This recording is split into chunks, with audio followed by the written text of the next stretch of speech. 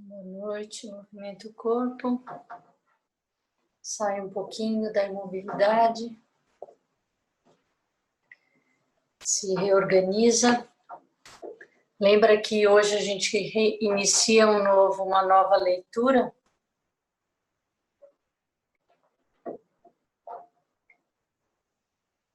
Depois da gente concluir a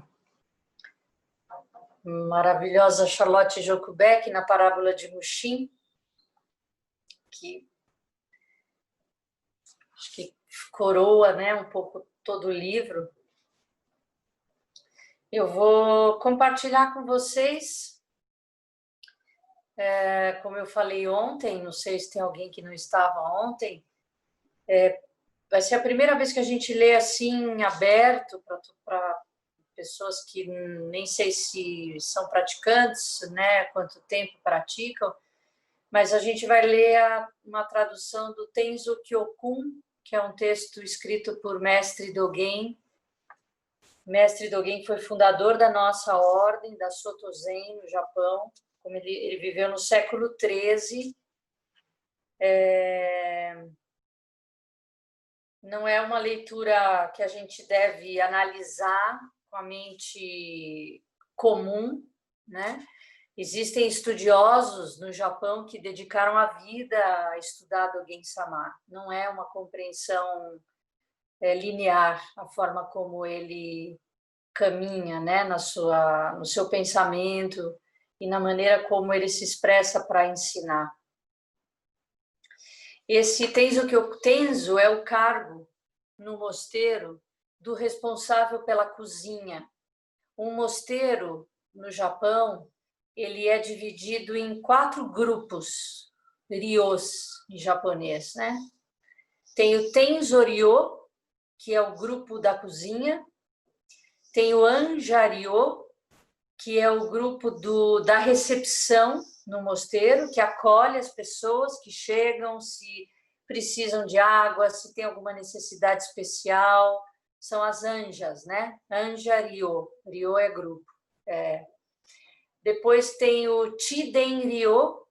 Chiden-ryo é o grupo. Chiden são os responsáveis pelas cerimônias, pelos instrumentos, pelos livros de sutra, pelos altares, se os castiçais, se tem vela, se tem flor, né? E o Ino-ryo é o responsável pela liturgia. Então, o grupo do Ino-ryo é o responsável por distribuir as funções, quem vai tocar, quem vai passar livro, quem vai ser atendente, quem vai ser o hino. O hino é a voz do oficiante. Numa cerimônia, o hino é quem chama o sutra e quem faz as dedicatórias, quem oferece os méritos da leitura dos sutras, né? Então, Tenzo Kyokun é um texto que é um pedaço do texto que Dogen-sama escreve instruções para o cozinheiro de um templo zen. Então, procurem ouvir com todo o corpo, né? Não fiquem tentando analisar e julgar. Introduções para o cozinheiro de um templo zen. Desde os tempos antigos, existiam nas comunidades que praticavam o caminho de Buda 6 cargos criados para dirigir a comunidade. Lembrando que ele está falando para monásticos, né? Todos os monges responsáveis por cada um destes cargos eram discípulos de Buda e todos realizaram as ações de Buda através de suas atividades. Entre esses cargos está o cargo de Tenzo, que é o responsável pela preparação das refeições da comunidade Shanyonkingi. Vamos ver o que é? Tem várias notas, mas eu me lembro que essa nota era importante.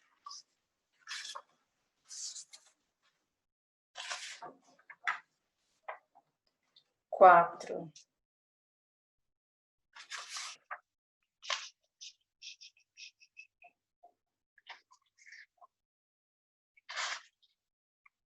Está fora de ordem. Está fora de ordem.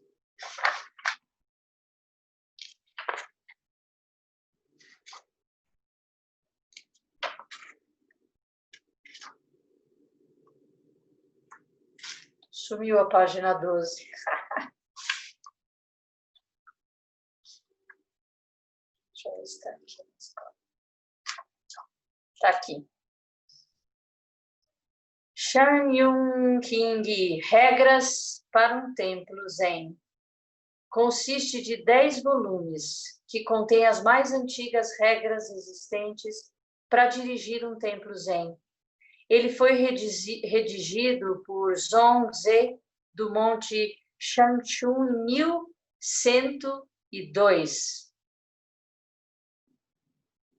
1102. Então, esse texto, né, Regras para a Preparação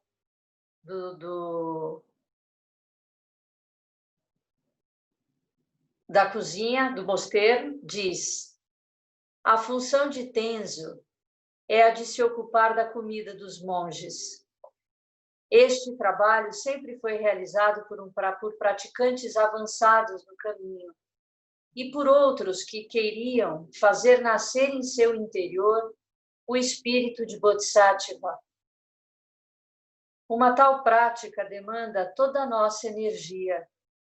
Se a pessoa responsável por esse cargo carece de um tal espírito, ela não fará mais do que suportar um trabalho pesado e sofrimentos que não ajudarão a prosseguir o caminho. Esse texto das regras complementa: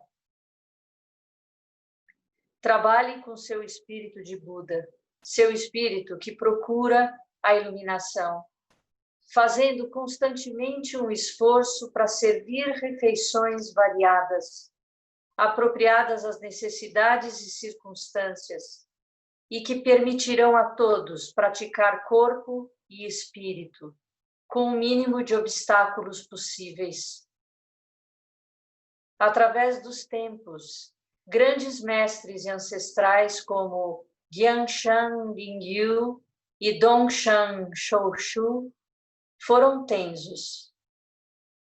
Apesar de tratar-se somente de preparar as refeições, o espírito deste cargo é bem diferente do trabalho de um cozinheiro ou de um ajudante de cozinheiro.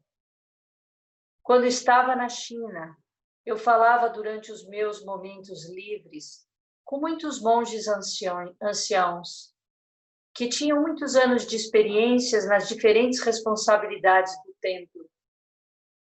Eles me ensinaram um pouco do que eles aprenderam no seu trabalho. Tudo o que eles me disseram é certamente o cerne da prática transmitida até nós, através dos tempos, pelos antigos Budas e ancestrais do Dharma, firmemente estabelecidos no caminho. Nós devemos estudar atenciosamente o Shan Yun Ying e o que ele nos diz da prática de Tenzo, e, sobretudo, escutar o que tem a nos dizer aqueles que exerceram este cargo. Eu gostaria de descrever agora o trabalho do Tenzo durante um dia inteiro. Após a refeição do meio-dia, o Tenzo deve ir ver o Tsutsu e o Kansu para receber o arroz, os legumes e os outros ingredientes para a refeição matinal e o almoço do dia seguinte. Quando os recebe, ele deve dedicar-lhes tanta atenção como se fossem as pupilas de seus próprios olhos. Renyon de Bonren disse: trate-os bem e as posses da comunidade como se fossem seus próprios olhos. O Tenzo deveria manusear todo o alimento recebido com esse mesmo respeito, como se fosse preparar uma refeição para o imperador, seja alimento cru ou cozido. Em seguida, todos os responsáveis se reúnem na cozinha ou em um anexo para decidir qual a comida a ser preparada para o dia seguinte. Por exemplo, qual o tipo de sopa de arroz, quais os legumes Quais os acompanhamentos? Diz-se no Shangyun Kingi, o Tenzo deve consultar os outros responsáveis quando ele decide a quantidade de comida e sua apresentação, necessárias para as 2 refeições.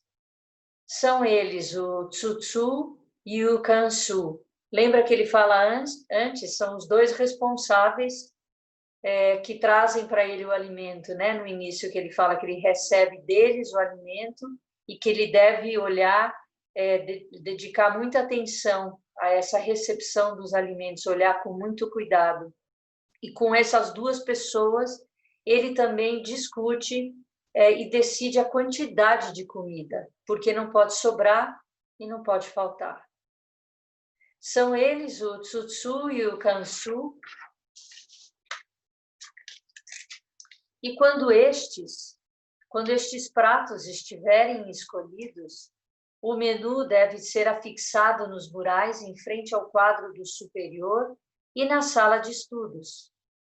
Quando isso estiver feito, é preciso começar os preparativos para a refeição da manhã do dia seguinte.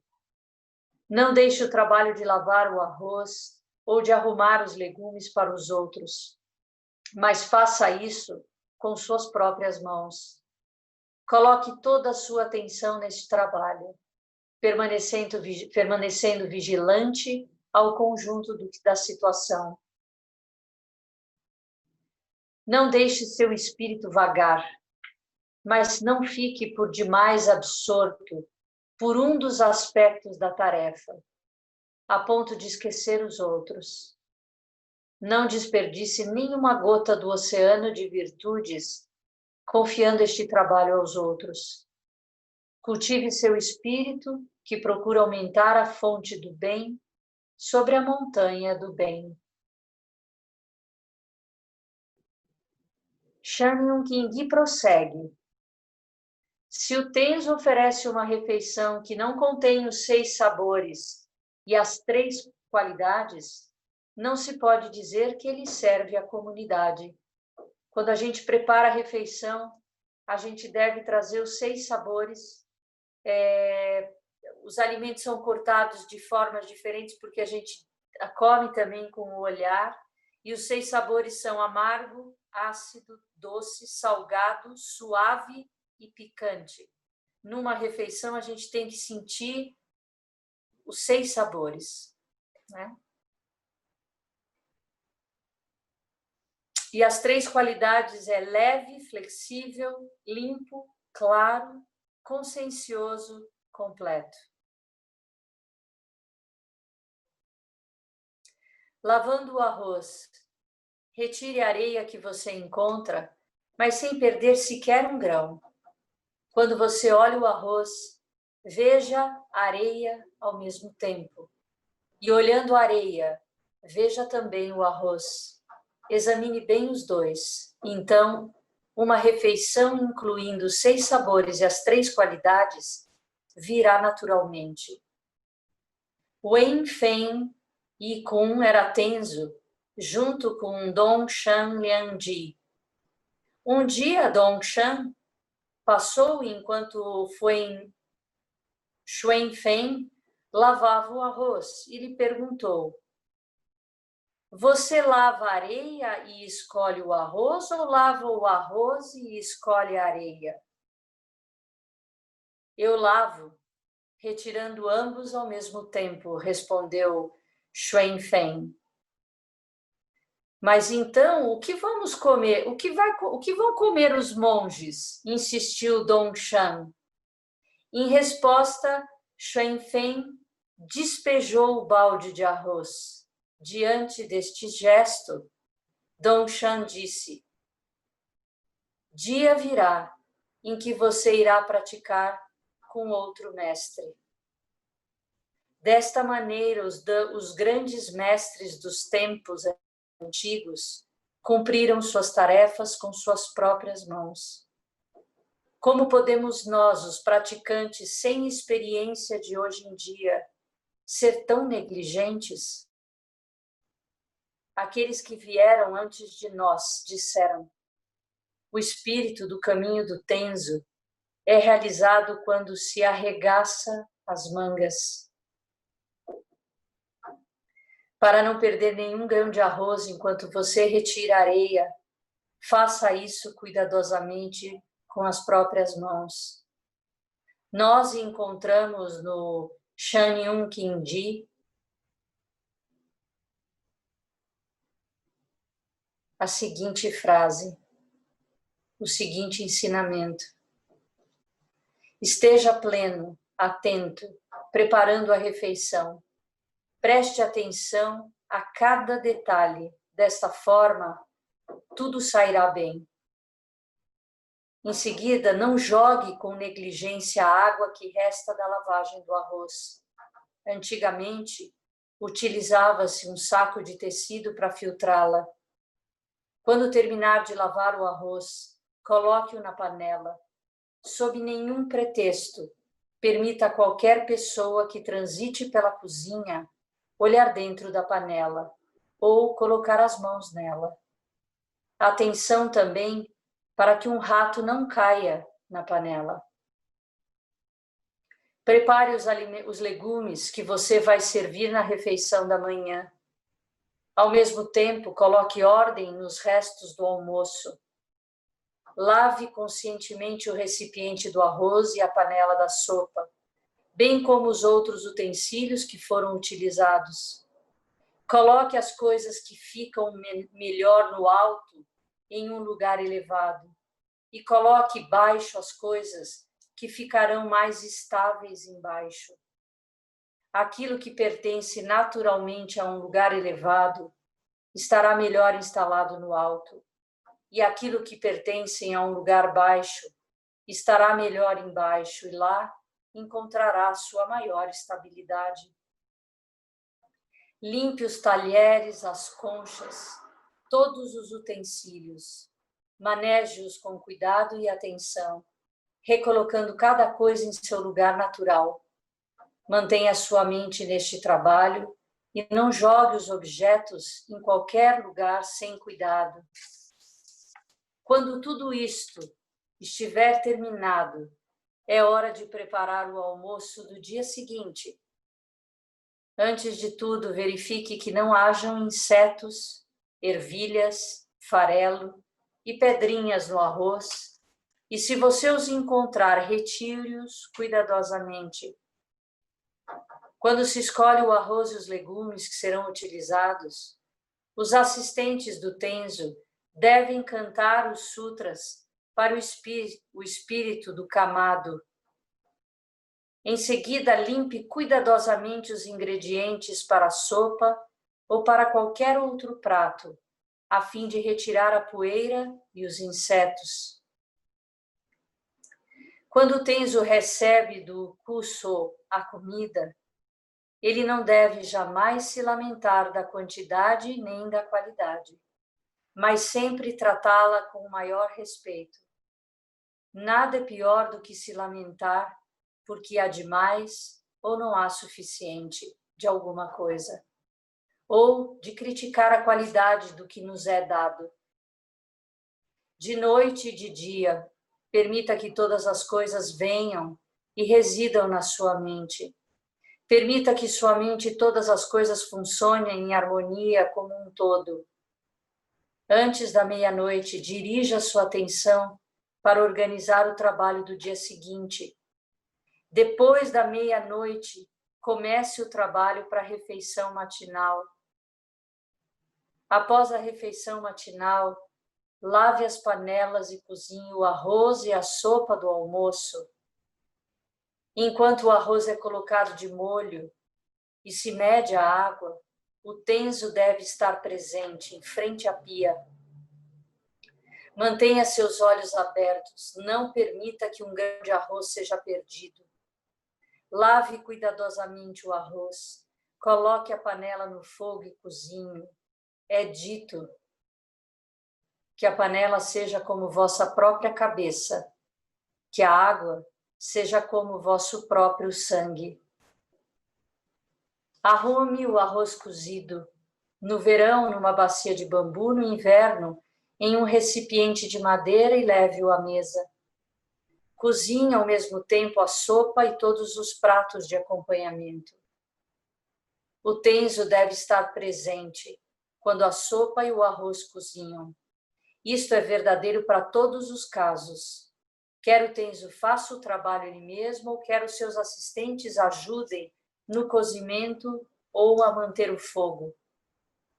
Mesmo se nos grandes monastérios são outras pessoas que fazem o trabalho de cozinhar o arroz ou a sopa, o tenzo não deve esquecer que eles são apenas assistentes, trabalhando para ele, e que eles não podem ser considerados responsáveis por este trabalho. Antigamente, o tenzo se ocupava de tudo. Ele não tinha assistentes.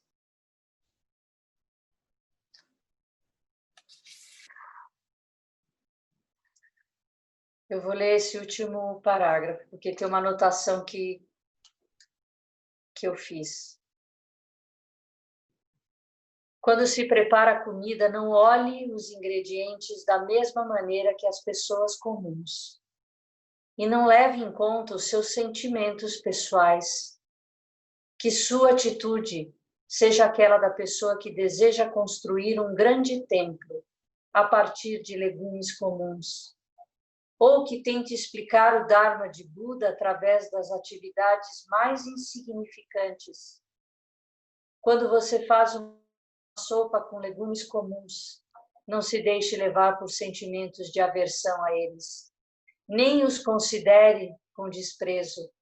Tampouco salte de alegria, somente porque lhe deram ingredientes de qualidade superior para preparar um prato especial.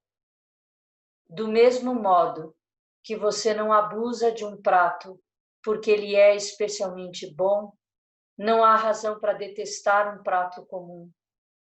Não seja negligente e desatento, somente porque os ingredientes parecem comuns, e não pense que seria melhor trabalhar com coisa de boa qualidade.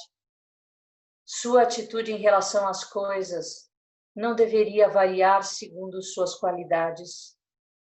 Alguém que se deixa influenciar pela qualidade de uma coisa, ou que muda sua atitude, seu discurso e suas maneiras, segundo a aparência ou a posição social das pessoas que encontra, não é um estudante do caminho.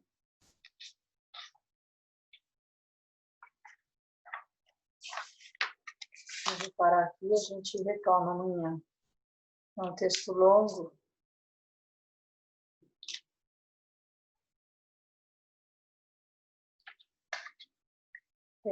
Tem uma nota aqui que depois eu vou buscar, porque eu acho que seria interessante. Ele fala do espírito de Kamado, que você deve recitar os sutras, né, enquanto trabalham. Vamos ver o que é.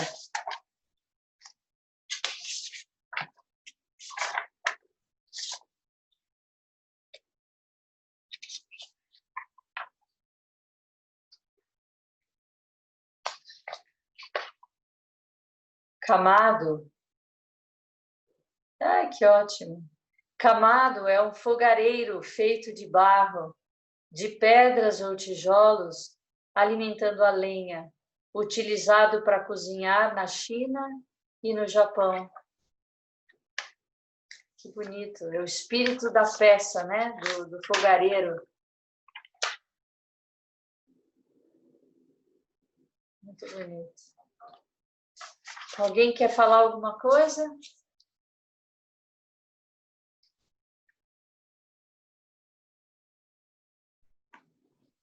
Quero que vocês fiquem com bastante vontade de fazer um retiro quando a gente puder fazer um retiro presencial. Ai? Quem quer falar? É o Caio, você me ouve? Sim, pode falar, Caio. Então, tem uma questão que tem me deixado um pouco inquieto há um tempo com relação à comida. Que, assim, eu tenho tentado trabalhar isso de tentar não selecionar muito, né? Então, só que por um lado, assim, eu tenho percebido mais alimentos que me facilitam a prática e alimentos que me dificultam a prática. Mas quando eu tô com outras pessoas, eu tento não selecionar. Só que eu percebo que às vezes isso me leva a para para não deixar as pessoas chateadas, acabar consumindo coisas que me dificultam a prática. E aí eu tenho tido dificuldade de balizar isso, sabe? Então, por exemplo, quando eu estou no campo, trabalhando no campo e tal, as pessoas têm costume de comer muito à noite, comer coisas pesadas e às vezes fazem pratos, inclusive, que, assim, para eles são especiais, entendeu? Eles estão preparando com, né, sei lá, fazer um churrasco à noite, por exemplo. E aí eu fico nessa, assim, entre não ter essa mente de ficar selecionando, né, de poder simplesmente acolher o que vier, mas ao mesmo tempo isso me leva a acolher coisas que eu sinto que me prejudicam, assim, me dificultam a prática. É um dilema, né? O ideal é você se alimentar de coisas que te deem, que sejam saudáveis para o teu organismo, né? Seria o ideal. Mas se você olhar a história de Shakyamuni Buda, ele não recusava nada que dava, inclusive um pouco antes da morte dele. Até tem uma linha de pensadores, pesquisadores que dizem que ele acabou morrendo por conta disso, que quando ele estava voltando para casa, né, quando ele percebeu que ele ia morrer, e em toda cidade que ele passava, todo mundo preparava banquetes para ele, comida, e ele morreu de questões gastrointestinais, assim, dessa parte de estômago, né, digestiva. Então ele certamente não podia comer de tudo, só que ele comia tudo que ofereciam para ele não recusava. E então eu acho que cada instante vai ser uma atitude adequada à sua. Você que vai ter que perceber. O que só me chamou a atenção é que você falou que são alimentos que te prejudicam a sua prática. Eu acho que talvez aí seja um ponto para você observar o que você está chamando de sua prática. Porque uma coisa é a gente, durante um retiro, comer coisas pesadas que vão dificultar a gente a ficar acordado, por exemplo, no zazen, né? Ou mesmo comer antes de sentar, que não é muito recomendado. É melhor primeiro fazer zazen e depois fazer a refeição. E aí tem um intervalo, né? Então, observa o que você está chamando, o que está te atrapalhando de verdade. Deu para entender a minha pergunta? Acho que sim. Tá, então reflete um pouquinho sobre isso, mas é isso. Eu lembro dessa história de Shakyamuni Buda, da passagem dele, que ele acabou aceitando fizeram um porco, não sei, tinha feito uma comida lá, alguma coisa, e parece que isso foi. Aí as pessoas até ficaram, por que você aceitou? Por que você comeu, sabe? Eu só achar, tem uma passagem que conta, eu não sei se não é no Nuvens Brancas, do Thich Nhat Hanh. Você já leu esse livro? É um Não até livro o grande. final. Eu li até a metade, mais ou menos, não terminei ainda.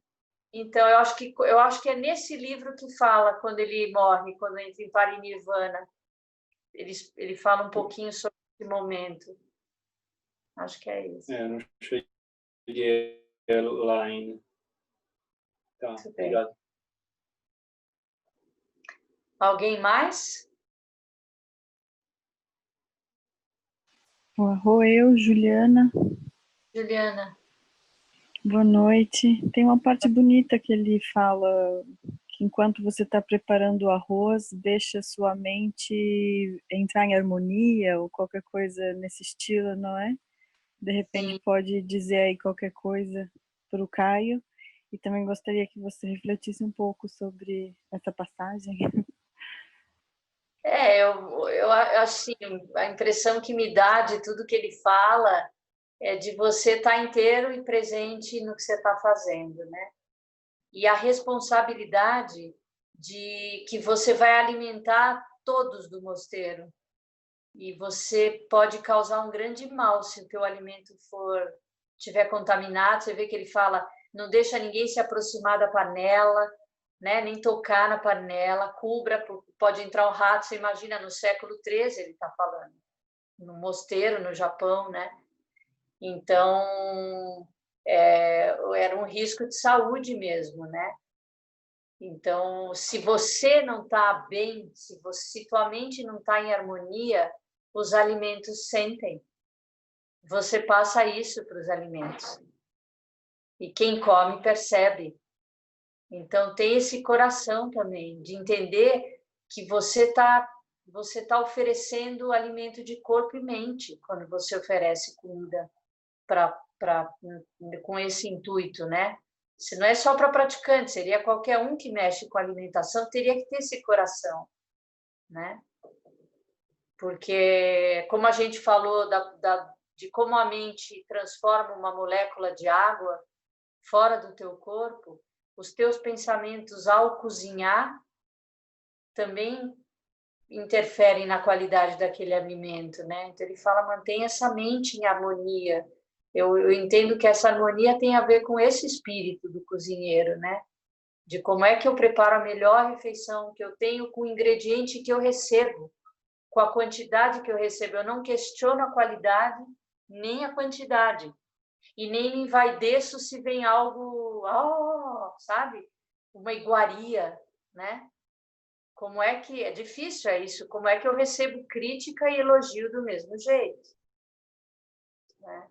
É só quando a mente estiver nessa equanimidade, né? Nesse lugar de harmonia, né?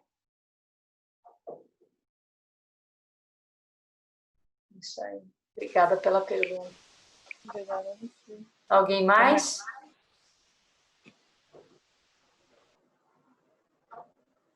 Vamos encerrar, então? Amanhã tem mais.